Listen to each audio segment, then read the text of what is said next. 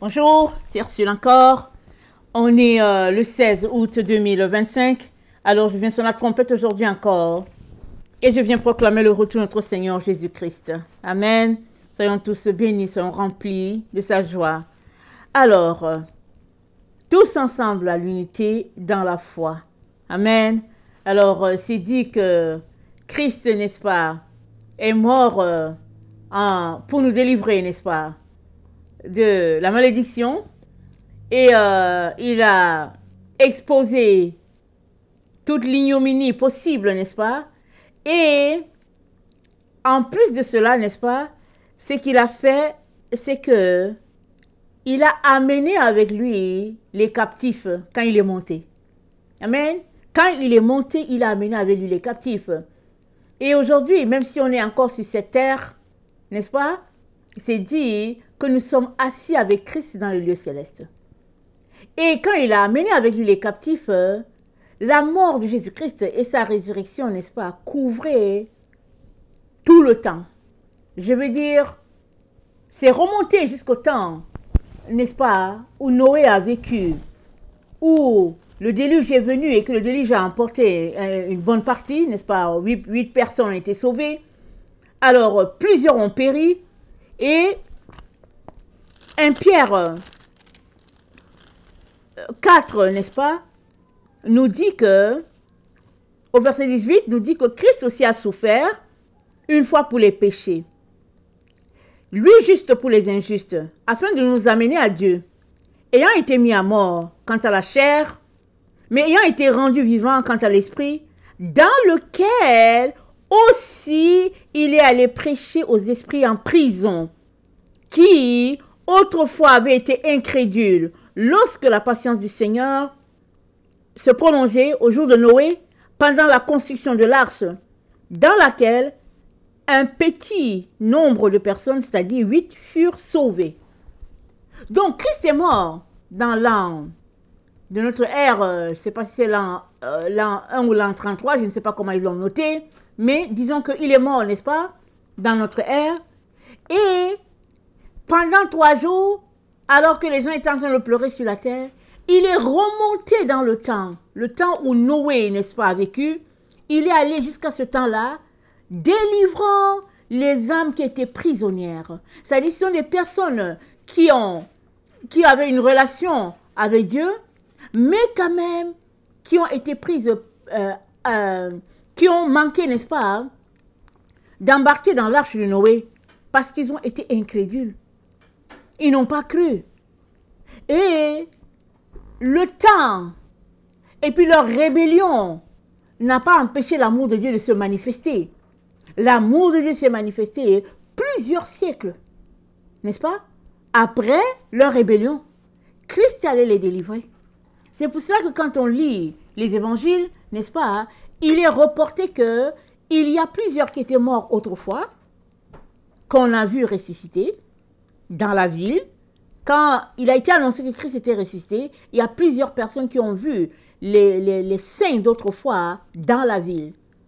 Et ces saints-là, une fois qu'ils ont ressuscité, pensez-vous qu'ils sont retournés dans la terre? Non, ils ne sont pas retournés dans la terre. Ils ont attendu jusqu'au jour où Christ devait partir en direction du ciel, n'est-ce pas? Et Christ a été élevé de la terre et il est parti en direction de Dieu. Le cortège, n'est-ce pas, le cortège était formé de plusieurs personnes. Ces âmes-là qui ont ressuscité là, n'est-ce pas, ils sont partis avec Christ. Alors, c'est dit que Christ a amené les captifs. Alors, c'était les âmes d'autrefois qui ont ressuscité, n'est-ce pas, à la résurrection de Christ. Mais il nous a aussi amenés, nous autres, qui sommes là, sur cette terre, on est avec lui aussi, parce que c'est dit, assis avec Christ dans les lieux célestes. Amen. Notre corps est sur la terre, mais notre esprit est uni à l'esprit de notre Seigneur Jésus-Christ, et puis à l'esprit de tous les saints, n'est-ce pas? Parce qu'il y a un seul esprit, un seul Dieu, un seul Seigneur, un seul baptême, une seule église, une seule foi, n'est-ce pas? Il n'y a pas 1000, il y a un seul. Amen. Étant monté, n'est-ce pas? Éphésiens 4, verset 6, étant monté avec les captifs c'est dit, il a fait des dons aux hommes. Donc, il a amené avec lui un groupe, n'est-ce pas, d'humains qui est parti, mais il a aussi amené avec lui les âmes, n'est-ce pas, de tous ceux-là qui lui appartiennent. Si bien que si tu donnes ta vie aujourd'hui à Jésus-Christ, tu es assis avec lui dans les lieux célestes. Amen. Une fois que tu donnes ta vie, tu es assis avec lui dans les lieux célestes. L'exemple frappant, c'est celui du brigand à la croix qui lui a dit, Seigneur, sauve-moi quand tu, dans ta gloire, sauve-moi, souviens-toi de moi. Jésus-Christ lui a dit, aujourd'hui même, tu seras avec moi au paradis. Question de dire, ça ne prend pas des heures et puis des années pour que tu sois assis avec Christ dans les lieux célestes. Amen. Tu es assis avec lui. Là où tu es, si tu as donné ta vie à Jésus, et puis, même si tu ne t'es pas fait baptiser dans l'eau, une fois que tu as donné ta vie à Jésus-Christ, tu es assis avec lui dans les lieux célestes. Amen.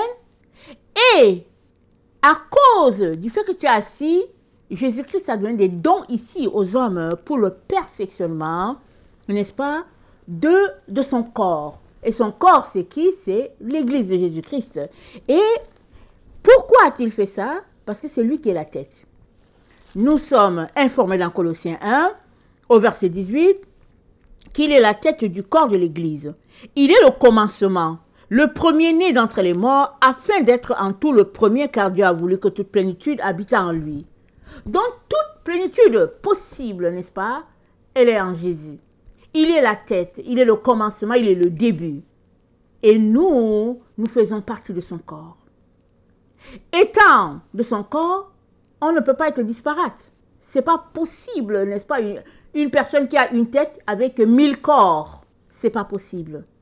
Alors, si tu fais partie, n'est-ce pas, du corps de Christ, c'est-à-dire de son Église, tu n'as pas d'autre choix que d'être uni avec les autres frères et sœurs de différentes confessions, que les personnes soient des catholiques, des adventistes, des pentecôtistes, Assemblée de Dieu, Alliance, l'Église des frères, je ne vais pas tous les nommer.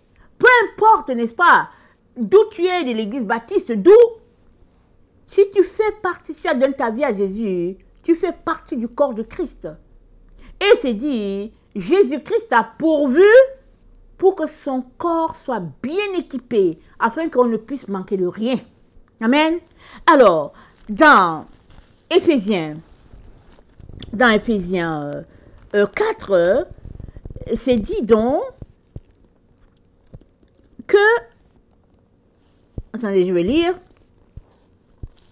Au verset 11, c'est dit, il a donné les uns comme apôtres, les autres comme prophètes, les autres comme évangélistes, les autres comme pasteurs, docteurs, pour le perfectionnement des saints, en vue de l'œuvre du ministère et de l'édification du corps de Christ, jusqu'à ce que nous soyons tous parvenus à l'unité de la foi et de la connaissance du Fils de Dieu. Wow! Jusqu'à ce qu'on soit parvenus tous à être unis. Et puis, à la connaissance de Jésus. Et c'est vraiment, n'est-ce pas, très profond ce que Dieu est en train de dire ici. Mais est-ce qu'on est unis entre nous? Déjà même, dans une maison, une seule maison, les gens sont disparates. Les gens sont en dispute les uns contre les autres dans la maison. Leur propre maison, ils sont en dispute. Or, Jésus-Christ, n'est-ce pas, a donné des dons pour qu'on puisse être unis.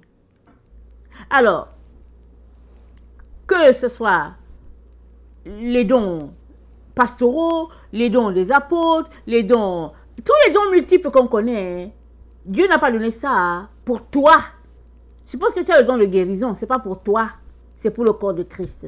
Suppose que tu as le don de prêcher la parole, ce n'est pas pour toi, c'est pour le corps de Christ. Ça veut dire quoi? Ça veut dire que tu dois prêcher la parole pleinement, n'est-ce pas? Parce que Dieu t'a donné le don. Si tu as le don, n'est-ce pas, de libéralité, ça veut dire que tu dois donner. Parce que Dieu t'a donné ce don-là pour que tu puisses donner, n'est-ce pas, pour l'édification du corps de Christ. De sorte que, si tu entends qu'il y a un besoin quelque part, n'est-ce pas, Dieu a mis en toi le don de libéralité. Ton devoir, n'est-ce pas, c'est de répondre à ce besoin-là. Un peu comme quand Paul a écrit à à... Attendez, il faut que je me souvienne du nom. Je ne veux pas déchirer le nom de la personne. Alors, on va regarder le nom pour que je le prononce bien. Amen. Alors, Paul a écrit à... Son nom, c'est... Je vais le lire. Philémon. Il a écrit à Philémon et il lui a dit, n'est-ce pas, je rends continuellement grâce à mon Dieu faisant mention de toi dans mes prières parce que je suis informé de la foi que tu as au Seigneur Jésus et de ton amour pour tous les saints. Philémon était rempli d'amour pour le Seigneur et il avait un don de libéralité. C'est pourquoi Paul a dit, prépare-moi une chambre. Parce que Paul pensait qu'il allait revenir rejoindre ses enfants spirituels. Alors il dit, prépare-moi une chambre. Il savait que Philémon ne manquerait pas de lui préparer une chambre parce qu'il avait ce don-là que Dieu lui a donné. Alors, pour revenir, n'est-ce pas, ce que Dieu est en train de nous dire aujourd'hui, c'est que Dieu a pourvu pour notre unité, pour l'unité de la foi, pour l'unité du corps de Jésus-Christ. Il a pourvu. Alors, que tu sois de l'église baptiste, que tu sois de l'église pentecôtiste, que tu sois, n'est-ce pas, aux Philippines, que tu sois, je ne sais pas, aux États-Unis, au Gabon, peu importe, là où tu es, n'est-ce pas, tu es uni à tous les autres frères de la terre. Et Dieu a pourvu les mêmes dons qu'il a donnés. Par exemple, que quelqu'un manifeste, exemple au Canada, c'est le même don qui sera manifesté au Sénégal. S'il y a une personne qui a ce don-là, c'est pour le corps du Christ. C'est pas pour toi. C'est pas pour que tu te vantes en disant, hey, tu sais, j'ai le don de parler en langue, ou bien, tu sais, j'ai le don de guérison, et puis bon, voilà, et puis, non, c'est pour le corps de Christ. Alors, on est appelé à exercer ce don avec respect, à cause du nom que nous portons, mais dans l'amour, afin d'édifier la maison de Dieu, le corps de Christ, parce que Christ c'est lui la tête, c'est lui le chef. Ce qui nous revient à dire que il est de notre devoir, n'est-ce pas, d'obéir à ce que Jésus-Christ nous dit, d'écouter ce qu'il aimerait qu'on fasse, et puis d'agir, n'est-ce pas, en direction de ce qu'il dit. C'est comme ça que l'Église de Jésus-Christ sera forte sur la terre si tout ce qui est disparité, toutes ces choses-là n'existent plus. Et que nous puissions tous travailler à l'unité, n'est-ce pas, du corps de Christ. Et c'est possible parce que Jésus-Christ a payé pour ça. Il est mort, il est ressuscité, il est monté, il a amené les captifs et puis il a donné des dons pour que nous puissions être édifiés. On ne manque de rien. Amen. Nous ne manquons de rien. Jésus-Christ a pourvu. Amen. Mais maintenant, qu'est-ce qui fait que l'Église de Jésus-Christ n'est pas unie? Qu'est-ce qui fait que le monde est dans l'Église? Aujourd'hui, tu n'as pas besoin d'aller quelque part dans le monde pour voir ce qui se passe dans le monde. Tu n'as pas besoin. Tu as juste besoin de venir dans l'Église de Jésus-Christ. Le monde est là-dedans. Excusez que je dise la vérité. Le monde, n'est-ce pas, a quitté le monde et puis il est venu, il est en plein assis. Le monde est dans l'Église de Jésus-Christ. Et même plusieurs personnes qui n'ont pas le Seigneur feignent d'avoir le Seigneur parce qu'ils veulent des femmes, n'est-ce pas, les femmes de Jésus. Les filles de Jésus, ils aiment les filles de Jésus. Plusieurs disent que moi, j'aimerais une femme chrétienne. Pourquoi? Parce qu'elles sont bien éduquées, elles sont respectueuses, elles sont polies, elles sont correctes, n'est-ce pas? Parce que elles sont éduquées comme ça, à transmettre, n'est-ce pas, la parole de Dieu, à transmettre l'esprit de l'Église, elles sont éduquées comme ça. Donc les gens de dehors, ils viennent dans l'Église pour prendre les enfants de Dieu. Et parce qu'ils veulent des femmes bien, ils veulent des maisons qui sont bien. C'était une parenthèse. Néanmoins, dans l'Église de Jésus-Christ, il n'y a pas que les enfants de Dieu qui sont bien. Je veux dire, qui marchent selon Dieu. Il y a aussi les gens du monde qui sont là, qui sont camouflés, qui ont porté des habits de brebis, mais ce sont des loups. Tout ça, c'est dans la maison de Dieu. Et Dieu le sait. Amen. Dieu le sait. Maintenant, il a pourvu des dons pour l'édification du corps de Christ. Ça veut dire que si en tant qu'enfant de Dieu, nous nous mettons à marcher selon ce que Dieu attend de nous, ceux-là qui sont à l'intérieur de l'Église, qui ne connaissent pas Jésus-Christ, seront transformés. Ils seront convertis à cause de la présence de Dieu dans l'Église. Il n'y a personne qui, en contact avec Jésus-Christ, demeure le même. Ce n'est pas possible. Ce n'est pas possible. Une fois que tu rencontres Jésus, tu vas changer. Tu vas changer parce que le contact avec Jésus-Christ te transforme, fait de toi une autre personne. Alors, si ceux-là qui n'ont pas le Seigneur, qui sont dans l'Église, jouant aux chrétiens, ne sont pas changés, n'est-ce pas?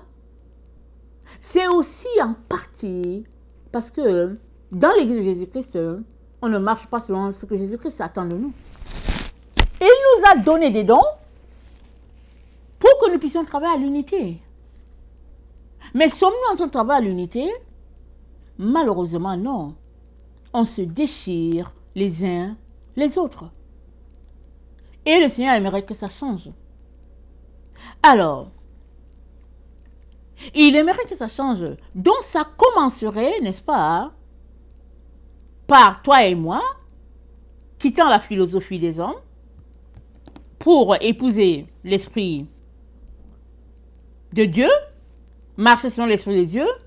Ça commencerait, n'est-ce pas, de sortir des vaines tromperies, la séduction de ce monde. Ça commencerait par sortir des apparences de sagesse, n'est-ce pas, et de marcher dans la vérité. Et puis, il faudrait faire mourir les membres, n'est-ce pas, qui n'obéissent pas. Tout ça, je trouve ça dans Éphésiens 4, ok? J'ai fait un résumé d'Éphésiens 4. Alors, je vous encourage à lire Éphésiens 4. Vous allez tout trouver là-bas. Éphésiens 4 commence à 1 et puis ça finit à 32. C'est pas long. C'est un passage qui est très, très riche, vraiment très intéressant. Je vous encourage à le lire, à faire une étude. Alors, moi, j'ai pris des parties parce que j'ai fait le résumé de ce chapitre-là. Alors, donc ça commencerait, n'est-ce pas, à sortir des tromperies. Et puis, c'est dit de faire mourir les membres qui sont en nous, mais qui n'obéissent pas, n'est-ce pas, à la parole de Dieu. Comme les pratiques d'impudicité, les pratiques d'impureté, la cupidité, les passions vraiment démesurées, les mauvais désirs, l'idolâtrie, la colère, l'animosité, la méchanceté, la calomnie, les paroles déshonnêtes, les mensonges, n'est-ce pas? Et ça nous dit quoi? Supportez-vous les uns les autres. Aimez-vous d'un ardent amour, n'est-ce pas? Pardonnez-vous réciproquement. Revêtez-vous d'entrailles d'amour, n'est-ce pas? Et que la parole de Dieu habite en vous abondamment. Voilà. Le manque de parole en notre sein fait que nous asséchons. Voilà. Notre eau tarit. Et la fleur devient fanée. Il n'y a plus d'eau à l'intérieur. Tellement la plante que tu es devient, n'est-ce pas, sèche. Parce qu'il manque la parole. C'est qui la parole? La parole, c'est Jésus. Bien sûr que si tu lis la parole, je veux dire, tu prends la Bible, tu la lis sans l'Esprit de Dieu, elle sera juste pour toi un journal. Mais si tu la lis, invitant le Saint-Esprit va t'expliquer les choses que tu ne comprends pas. Des choses qui te dépassent, le Saint-Esprit va te l'expliquer. Pourquoi? Parce qu'il vient vivifier, il vient ranimer les lettres là qui sont là, et puis ces lettres là se mettent en mouvement. Et tu finis par comprendre ce que Dieu a entendu dans l'Écriture. Et même il y a certains passages, n'est-ce pas, qui expliquaient d'une façon, tu as grandi, c'est expliqué d'une façon, l'Esprit de Dieu va venir te l'expliquer de la façon la plus droite pour que tu puisses saisir ce que Dieu est en train de dire. Ou bien encore, le même passage que tu lis depuis des années, Dieu va te l'expliquer encore de différentes manières et de différentes manières et de différentes manières. Pourquoi? Parce que l'Esprit de Dieu est vivant. C'est un esprit animé. C'est un esprit de lumière, un esprit qui transforme, n'est-ce pas, une personne de ce qu'elle était, un être qui marchait dans les ténèbres, en une personne de lumière. C'est ça que l'Esprit de Dieu fait. Et notre implication, c'est laquelle? C'est que nous avons besoin de laisser l'Esprit de Dieu travailler en nous. C'est ça l'histoire. C'est ça la partie la plus triste. C'est qu'il y a plusieurs enfants de Dieu qui disent « J'ai donné ma vie à Jésus, je n'ai pas besoin du Saint-Esprit. Je n'ai pas besoin de tous ces dons-là, je n'ai pas besoin de le parler en langue, dans le guérison. Je n'ai pas besoin. Tout ce que je veux, n'est-ce pas, c'est être sauvé, et puis je suis sauvé, et puis je suis sauvé par grâce, et puis ça me suffit. » Et il ferme la porte à l'Esprit de Dieu. Mais, alléluia, tu es sauvé par grâce, c'est une bonne chose. Mais il faut bien que tu continues ton chemin. Parce que la vie ne s'arrête pas à la croix, au pied de la croix, ça ne s'arrête pas là. Nous naissons tous à la croix de Jésus. Tout le monde, n'est-ce pas, a son rendez-vous à la croix de Jésus. Tout le monde naît là. Une fois que tu es né à la croix, il faut bien que tu quittes la croix pour que tu fasses ton chemin. Jésus-Christ est mort à la croix, il n'est pas resté là à la croix. À la tombée, n'est-ce pas, quand il a rendu l'âme, n'est-ce pas, je pense 3 heures après, ils ont descendu son corps, ils l'ont couché à l'endroit où il devait se coucher, n'est-ce pas? 3 jours après, il était ressuscité, quelque temps après, il est monté à Dieu, et le monde continue d'avancer, n'est-ce pas, et le royaume de Dieu se remplit. Amen. Jésus-Christ n'est pas resté à la croix. Pourquoi toi, tu veux rester à la croix? Pourquoi veux-tu rester là au pied de la croix pour dire, ok, Jésus-Christ m'a sauvé par grâce, alléluia, amen, cela me suffit. Pourquoi? Tu as besoin d'aller plus loin. Tu as besoin de laisser le Saint-Esprit te transformer. Parce que si le Saint-Esprit n'était pas utile, Jésus-Christ n'allait pas dire, ne vous éloignez pas de Jérusalem jusqu'à ce que je vous envoie ce que je vous ai promis. Si le Saint-Esprit n'était pas utile, Jésus-Christ n'allait pas envoyer des dons pour le perfectionnement des saints. Il a envoyé des dons. Les dons sont manifestés quand? Quand le Saint-Esprit est descendu.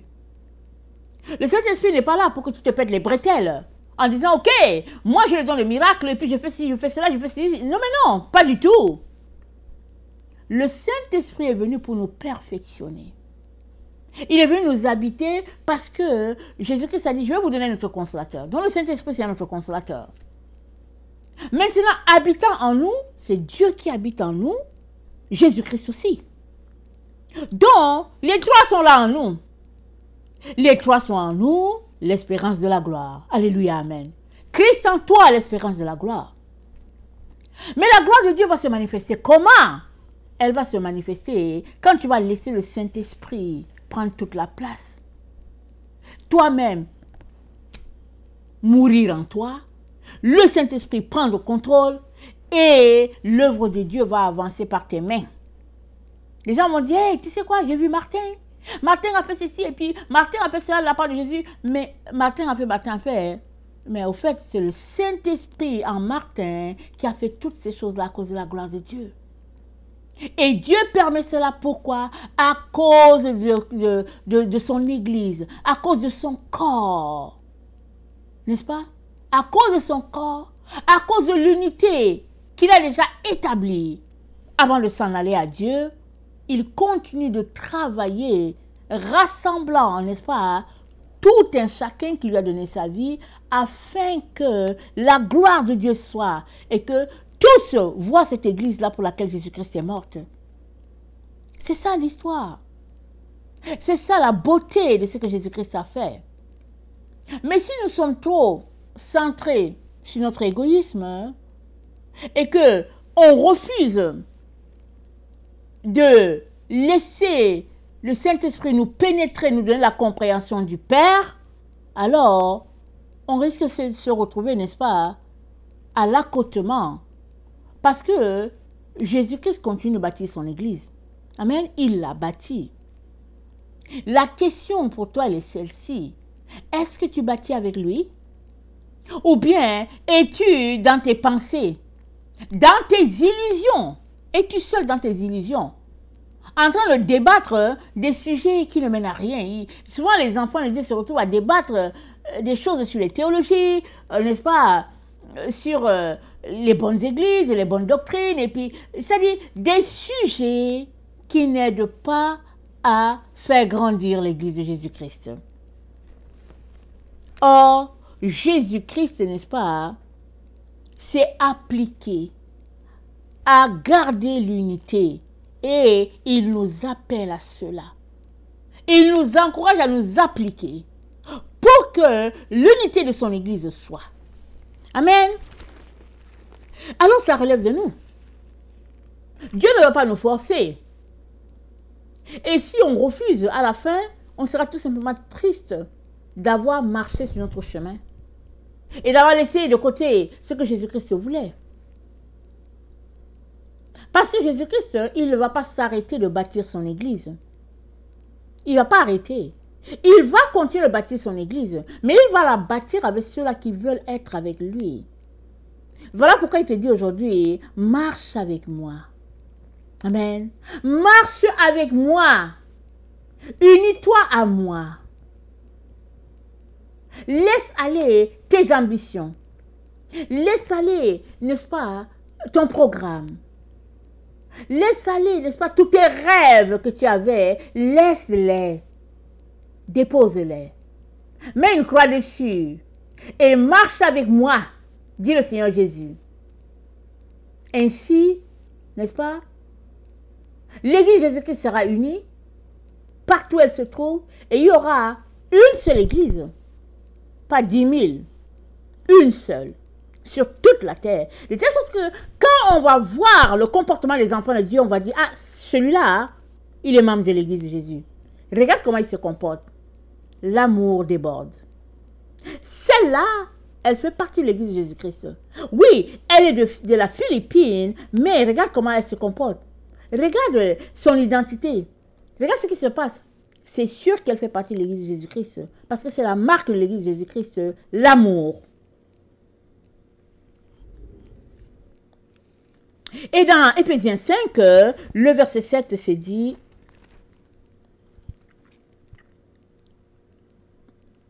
n'ayez donc aucune part avec eux.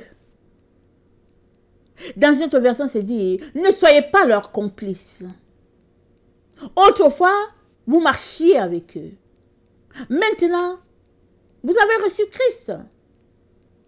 Ne soyez plus leurs complices. C'est-à-dire, ne participez pas à leurs actions, à leurs pensées, à leurs paroles. Ne marchez pas dans leur voie. Soyez complices de Christ. Marchez avec Christ. Et pour mieux le dire, marchons avec Christ. Alléluia, marchons avec Christ. Amen. Et dans Éphésiens 4, le verset 3, c'est dit, Éphésiens 4, le verset 3, c'est dit, vous efforçant de conserver l'unité de l'esprit par le lien de la paix. Vous efforçant de conserver l'unité. C'est-à-dire s'appliquer à garder l'unité les uns avec les autres, malgré nos différences. Ça, c'est important. De telle sorte que quand le monde nous regarde, ce n'est pas la différence qu'il voit. Il voit l'amour, il voit l'unité, il voit Christ. Qui ne viendrait pas à Christ quand l'amour de Dieu coule? Qui ne viendrait pas à Christ? Parce qu'en te regardant, les gens voient tout simplement les flots de joie, les flots de bonheur. Qui n'aimerait pas, n'est-ce pas, faire partie d'une telle communauté? Tout le monde. Amen. Tout le monde aimerait faire partie d'une telle communauté. Alors, il se passe que c'est nous les enfants de Jésus-Christ, n'est-ce pas, qui devons venir demander pardon pour ces comportements disparates-là. Nous devons demander pardon. Pourquoi? Parce que nous sommes conscients du message de Jésus-Christ. Amen. et il y a une faille. C'est pas appliqué. Alors, commençons par demander pardon.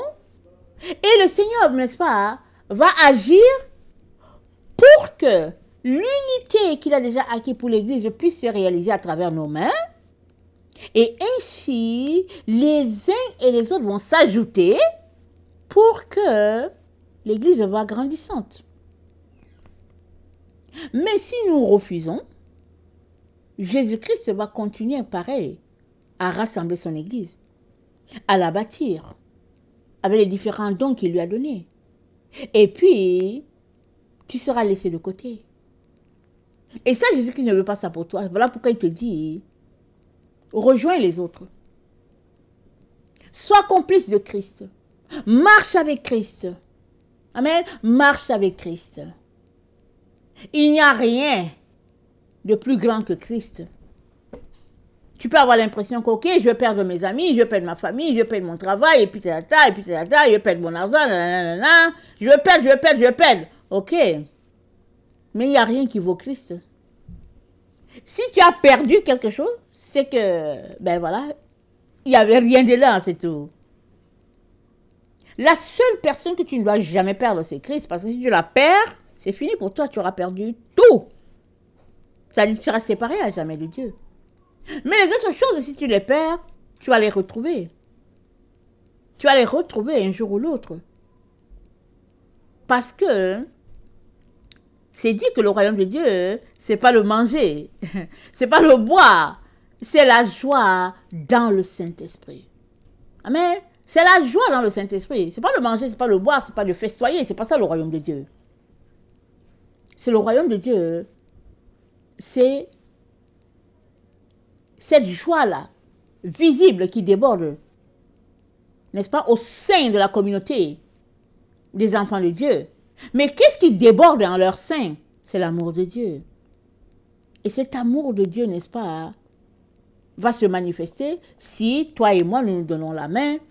Nous donnons la main les uns aux autres, laissant, n'est-ce pas, de côté nos différences, nous pardonnant, et puis avançant, n'est-ce pas, à répandre la parole de Dieu sur toute la terre. Jésus-Christ a déjà pourvu pour l'unité. C'est lui qui fait l'unité, au fait, ce n'est pas nous. Tout ce qu'il aimerait, c'est que nous puissions laisser le Saint-Esprit agir. Parce que sans Saint-Esprit, tu ne peux pas faire l'œuvre de Dieu, tu vas retourner dans la loi. Avant que le Saint-Esprit ne vienne, c'était la loi. Maintenant que le Saint-Esprit est venu, ce n'est plus la loi, c'est la grâce. Alors, ne retourne plus dans la loi. Laisse que la grâce te transforme. Et cette grâce te transformera seulement si tu laisses le Saint-Esprit agir pleinement. Amen. Alors, tous ensemble à l'unité dans la foi. C'est ça que Jésus-Christ a fait. Ne divisons pas ce qu'il a fait. Amen. Maintenons cette unité, n'est-ce pas, en nous pardonnant et en nous aimant. Amen. Que le Seigneur bénisse sa parole et que sa gloire remplisse, n'est-ce pas, la terre. Amen et alléluia. Soyons tous bénis. Amen.